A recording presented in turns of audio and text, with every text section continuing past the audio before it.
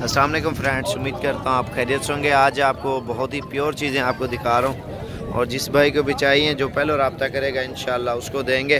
और रेट भी आपको बताता हूँ और चीज़ें भी आपको दिखाता हूँ, और वीडियो पूरी देखें और शेयर ज़रूर करें। ये पट्ठे हैं माशाल्लाह से बहुत ही प्यारी और बिल्कुल ओरिजिनल क्वालिटी के जानवर हैं। और किसी भी भाई को चाहिए आप अभी रब्ता करें, साबिर गोट फॉर्म पे ये चीज़ें आपको मिल जाएंगी। और मेरा नंबर 0341 034 1995, इस नंबर पे अभी रब्ता करेंगे तो ये बिल्कुल नायाब चीज़ें अगर किसी भाई को चाहिए तो। और रेट भी आपको बता देंगे, कद वज़न हर चीज़ का आपके सामने। बाकी और चीज़ें माशाल्लाह से मैं आपको दिखाता हूँ।